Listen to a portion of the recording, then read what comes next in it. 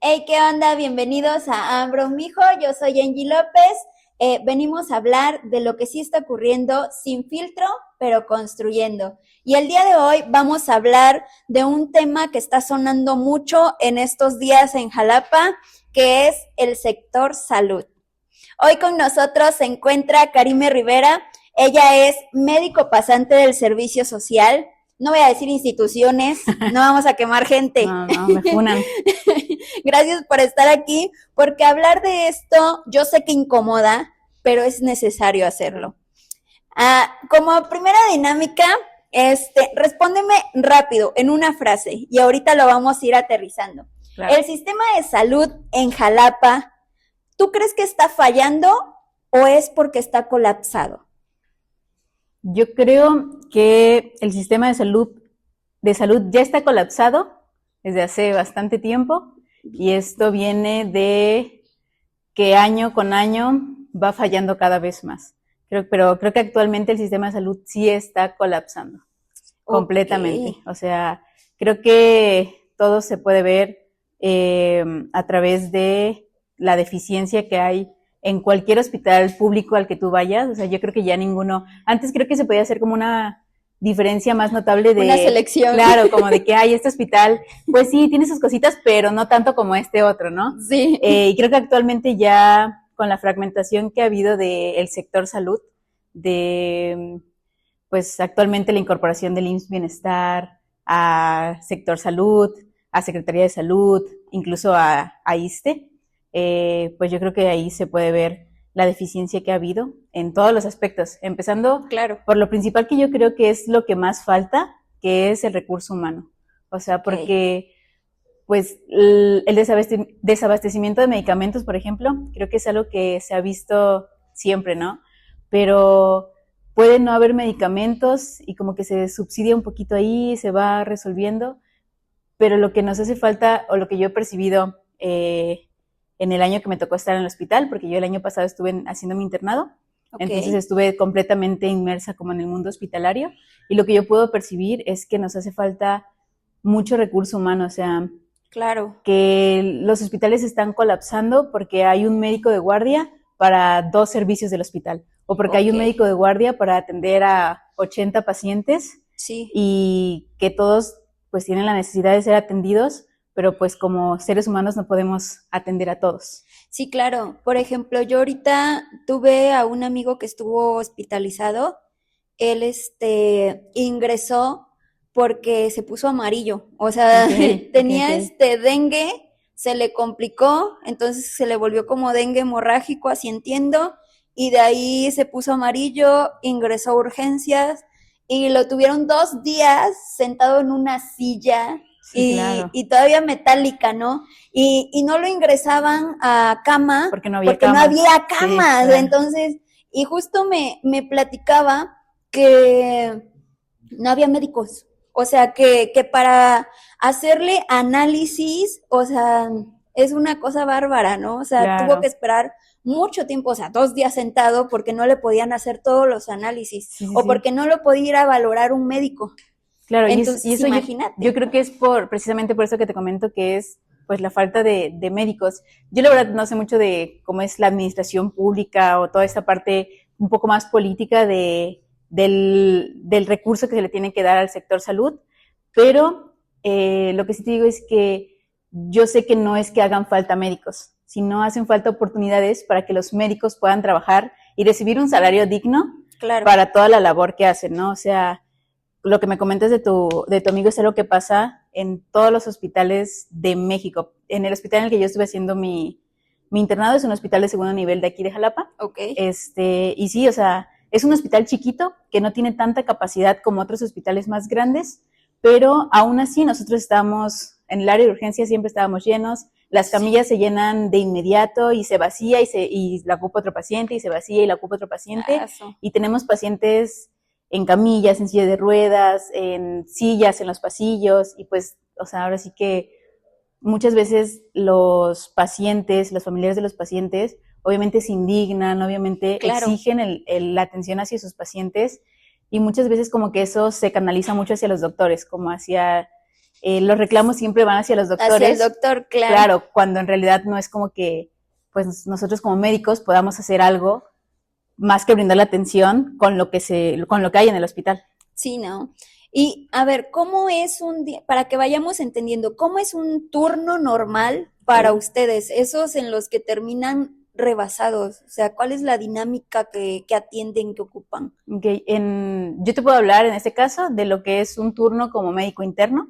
El internado, para los que no sepan, es una etapa de formación académica que tienen que pasar todos los estudiantes de medicina en todo México, y creo que, bueno, no sé si es algo formativo como a nivel mundial, pero al menos en México, en cualquier universidad que estudies, después de tus 4 o 5 años de carrera, tienes que hacer un año de internado médico, que es literalmente vas a un hospital, ya no vas a clases a la universidad ni nada, vas a un hospital y cumples jornadas ahí, haces como tus prácticas. Ujú. Nosotros como internos vamos de lunes a viernes, de 7 de la mañana a 3 de la tarde. Ok. Depende del servicio en el que estemos, pues normalmente salimos como a las 5 o 6, ¿no? Pero se supone que el horario es de 7 a 3. Ok. Y tenemos guardias cada 4 días. O sea, por ejemplo, si yo entro a guardia, hoy es mi guardia el lunes, vuelvo a tener guardia el día jueves. ¿Y qué es una guardia? Pues una guardia es que entras a las 7 de la mañana y sales al otro día a las 3 de la tarde. Ah, muy pesado. Sí, son 32 horas, o sea, una guardia ¿Qué? son 32 horas. Entonces, en el hospital en el que yo estaba, entrabas a las 7 de la mañana, haces tu pase de visita, o sea, vas a ver a todos los pacientes que tienes en tu servicio. Bien. Y pues de ahí los doctores, los adscritos especialistas, te dicen a ti como, ¿sabes qué? Este paciente necesita que le hagan estos, le tomen estos estudios de imagen, o le hagan este procedimiento, y tú lo tienes que realizar. Y pues eso es lo que hacemos como internos, como realizar todos los pendientes. Están 32 horas, durante esas 32 horas ahí les dan de comer, cómo duermen, digo, porque es una necesidad humana dormir, ¿cuánto Claro. tiempo duermen? ¿Pueden dormir? O sea, y aparte de esto, la paga. Porque, a ver, si estás 32 horas, ¿cómo te pagan todas esas horas extras que por ley Sí, debe de estar regulado? No tendrías que estar trabajando, ¿no? Pues es que aquí hay como un vacío legal, porque nosotros no estamos, ante la ley no somos trabajadores, somos estudiantes. O sea, cuando haces tu internado no eres un trabajador. Pues peor tantito, ¿no? Eres un estudiante que está, como que el hospital te está abriendo las puertas para que tú aprendas, que eso es la verdad. Yo aprendí más en ese año de internado que en 5 años de carrera. Claro. O sea, aprendes muchísimo, es una oportunidad muy buena, o sea, y para muchos, si tú no presentas un examen para una especialidad, para muchos, pues puede ser la única vez que puedas estar en un práctica. Hospital. Ándale. Entonces, pues como que se ve desde esa parte de que no son trabajadores, entonces como tal no tenemos los derechos laborales. Pues en el hospital en el que yo estaba, la verdad. Pero tienes derechos humanos. Ahí, por ejemplo, en el hospital en el que yo estaba, teníamos en ese momento, mi primer semestre, teníamos una gran relación con el departamento de enseñanza, que es como el departamento que está a cargo de nosotros. Teníamos, a las 8 de la mañana nos daban de comer, o sea, a esa hora se servía el desayuno, de 8 a 8 y media. Si llegabas a 8:31 ya no tenías derecho a comer. Ya no tenías derecho a comer. Y, por ejemplo, los pases de visita que te menciono empezaban a las 8 de la mañana y terminaban a las 9:30. Entonces, sí o sí, o sea, pues muchas veces te perdías esa hora de desayuno y pues tenías que salir con tu dinero a comprar, pues desayunar algo, ¿no? Algo accesible de ahí. La comida la servían a las 3 de la tarde.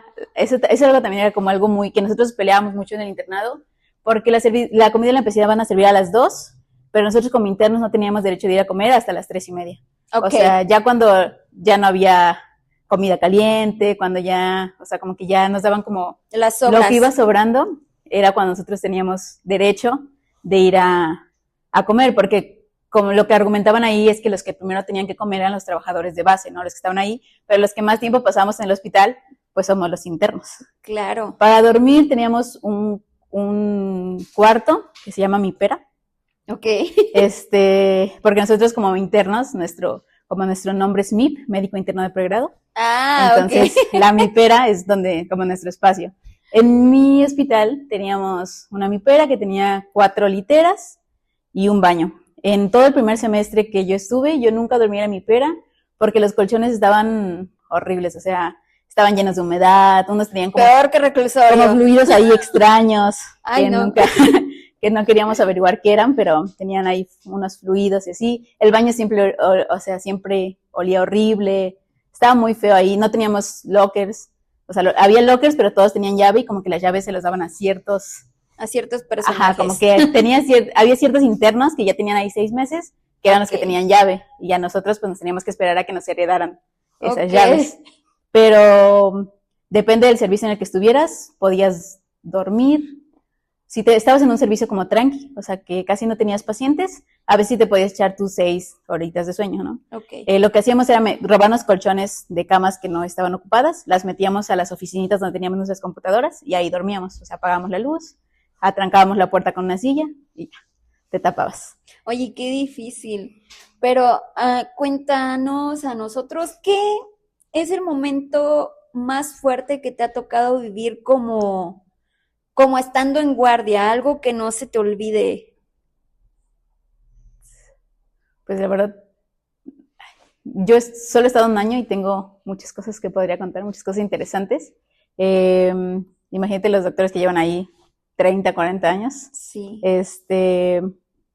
Pues había guardias muy difíciles, te digo, depende del servicio, era qué tanto podías dormir. En urgencias, por ejemplo, o sea, lo máximo que dormíamos en una guardia de urgencias, cuando éramos 2 internos, eran 2, nos turnábamos para dormir, uno dormía de 12 a 3 y el otro dormía de 3 a 6. Y eso era como dormir mucho, o sea, dormir 3 horas en una guardia de urgencias es como, o sea, hoy me la pasé bien, dormí 3 horas. Cada día de esas 32 horas. Claro, o sea, en esas 32 horas te dormías 3 horas y ya después, o sea, saliendo de tu casa siempre era como que llegar y fallecer.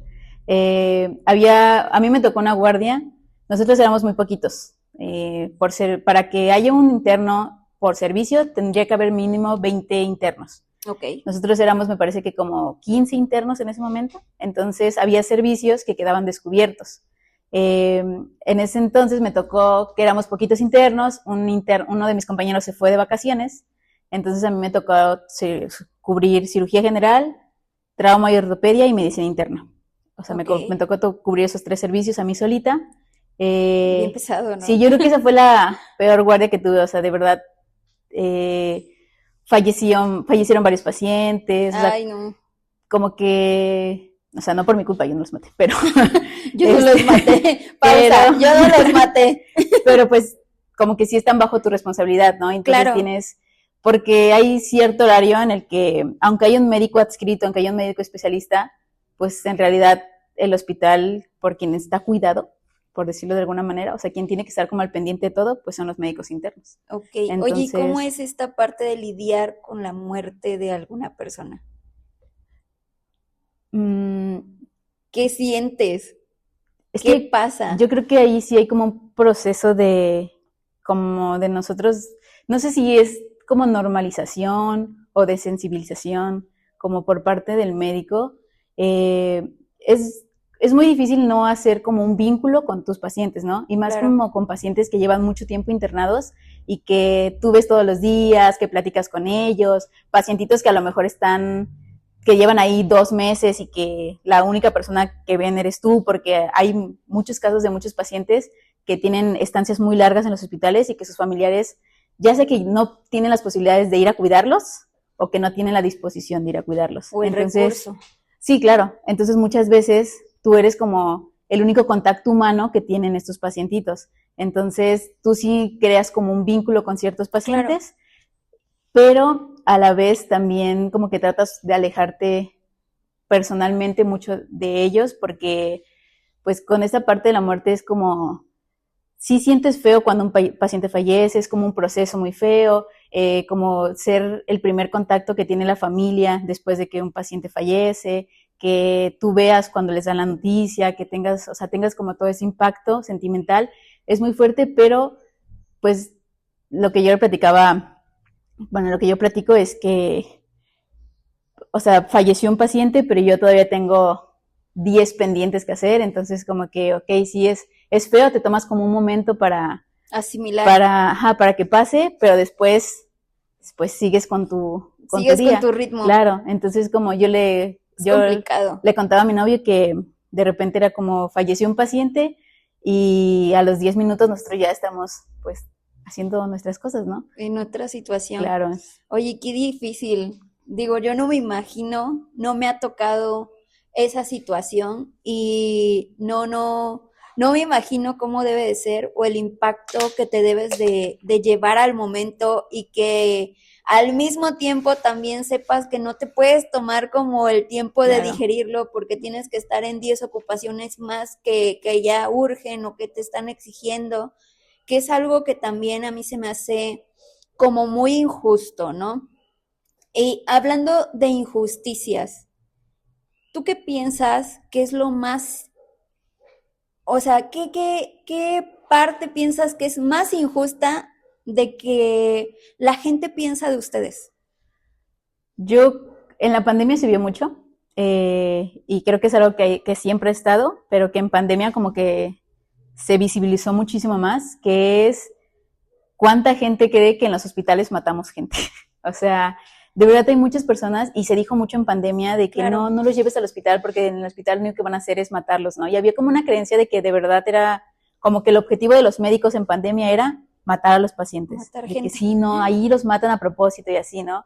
Yo en todo el año que estuve en el hospital hay doctores muy buenos y hay doctores que a mi consideración no son tan buenos profesionistas, ¿no? Como que de repente, pues como en todo, ¿no? Hay doctores a los que sí les vale un poquito más como los pacientes y así, como Que ya están insensibilizados que en ese solamente van aspecto. como para cumplir, hacen lo mínimo, como de que sí. Pero también hay doctores muy buenos.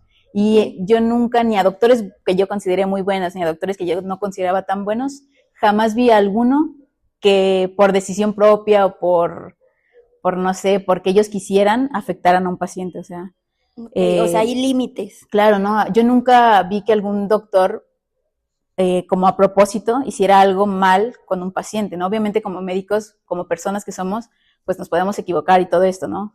Tenemos una gran responsabilidad, pero pues también te podemos tener equivocaciones, pero yo nunca he visto que algún médico lo haga a propósito, como la gente dice de que es que los doctores solo te quieren matar, o sea, jamás No. he visto que eso ocurra, no. Ok, fíjate, ese es un mito y que sí, o sea, sí es sonado, ¿no? Tú Sí, dices claro, algo de un hospital y más público y sí, dicen, no vayan porque te van a matar, sales con una cosa y sí, llegas con claro, tres más, ¿no? O sí. ya de repente ya estás con algún signo terminal, ¿no? Sí, que también se entiende un poco por pues las malas experiencias que puedes llegar a tener en un sector de salud pública por la carencia que hay Tan saturado de gente.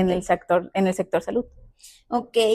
Oye, ¿y qué tipo de cosas has tenido que aguantar por vocación? O sea, que no deberían de ser normales, pero tú decides hacerlo porque a ti te nace, por vocación propia. Yo creo que ejercer la medicina. eh, yo no sé si es por vocación o un poco porque es lo que se tiene que hacer.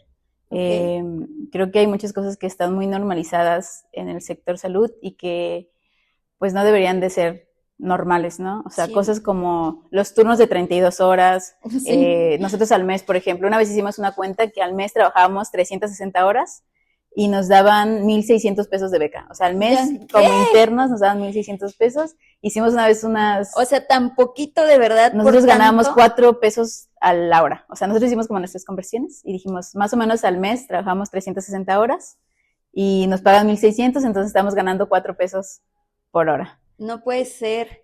Digo, Eh, eso lo gasta la gente sí, no, ahorita y se nada. va y ni Sí.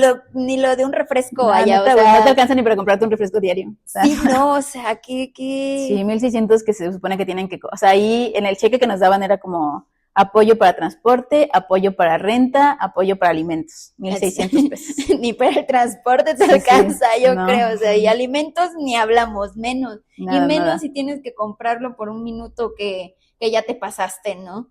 O sea, no es algo, la verdad, no es algo que se me haga humano. Sí, no, es algo muy injusto, siento yo. Es muy injusto, la verdad es que sí, porque no están tratando con mercancía, están tratando con Claro, claro. vidas humanas que se supone no tienen un valor, ¿no? Y actualmente, gracias a las redes y como que todo esto que se ha difundido un poquito más, como es el otro lado pues con los médicos, siento que se ha hecho mucha visibilidad y se ha hecho mucho activismo como por parte de los derechos humanos hacia los médicos, como pensar en que sectores de salud de otros países, en otros países no hay guardias de 32 horas. Es que está muy mal. Y México, ayer justamente se publicó por parte del IMSS un documento en el que a partir de ese momento en el que se publicó el documento en el IMSS ya no se van a aceptar guardias de 32 horas para los residentes, que son los médicos que se están formando como para hacer alguna especialidad.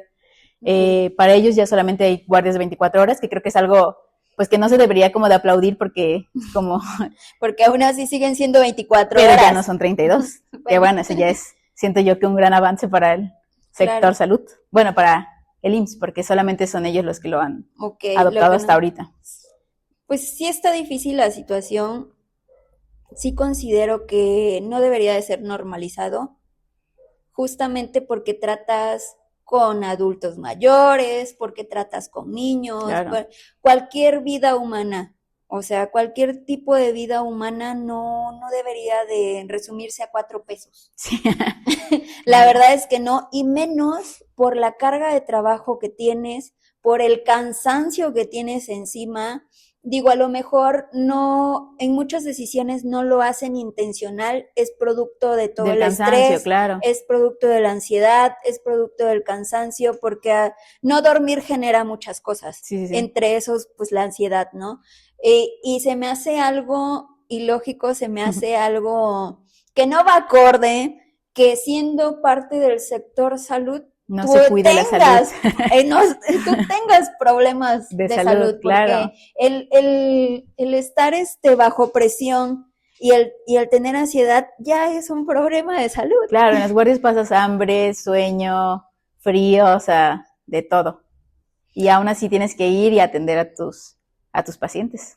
Sí, ya lo haces como por necesidad, ¿no? Claro. Y parte de la vocación que tienes, pues el quedarte y ser doctora, ¿no? Está difícil. Creo que sí es una situación que se debe de remediar, que se tiene que ver de qué forma se puede construir para que esta situación mejore. Si tú pudieras pedir una sola cosa, ya ni hablemos de tantas, una sola cosa a la sociedad para mejorar esto, ¿qué sería? Pues mira, a la sociedad en general, como a las personas, un poquito de empatía también hacia las personas que están a cargo de la salud, que en este caso son los médicos, hablando más que nada en el ámbito hospitalario, porque es donde hay como más explotación, donde se ven todos estos temas de las guardias largas, no comer, el estrés, chalala. Yo creo que como que no olvidarse que los doctores pues también son personas que también tienen a su familia, que, o sea, que tienes necesidades. Cuando tú vas un 31 de diciembre al hospital, siempre va a haber alguien ahí, ¿no? Entonces, esas personas están sacrificando de alguna manera el estar con su familia, el estar pues en festividades o pasar momentos con su familia por estar brindando la atención, ¿no? Que es parte de su trabajo y que ellos lo eligieron, sí, pero yo creo que la empatía es algo muy importante que a lo mejor se ha perdido un poquito para los médicos. Sí, claro, justamente por este sistema rebasado, ¿no? Y bueno, hoy escuchamos, vamos a hacer un recuento de lo que está pasando. Hoy escuchamos que no son situaciones o no son problemas que no se quieran atender. No es que los médicos no quieran atender a los pacientes, es que están trabajando bajo un sistema que se encuentra rebasado, se encuentra colapsado, con jornadas muy pesadas, bajo presión que la verdad yo siento que muy pocas personas aguantan y por eso los respeto mucho. O sea, yo siento que sí es una parte muy fundamental y ahora les toca a ustedes que nos están viendo. Cuéntanos de dónde eres, cómo es el sistema de salud en tu ciudad, en tu país, en tu municipio. ¿Qué opinas acerca de los doctores que pues tratan de hacer que las cosas puedan ser un poco suficientes, ¿no? ¿Qué propones tú para poder mejorar el sistema de salud? Y si alguien de aquí tiene una solución, sabe cómo organizarse o dónde reportarlo, pónganlo también en los comentarios, porque aquí nosotros estamos tratando de hacer comunidad, no solamente chisme, tratamos de construir y buscar soluciones a cada una de las alternativas que pues traemos en estos temas. Gracias por estar en Ambro, mijo. Gracias, Diana, por compartirnos tu perspectiva el día de hoy. Síguenos en redes sociales, comparte nuestro episodio y nos vemos el siguiente, porque aquí se habla el chile, mijos. Ya. Listo.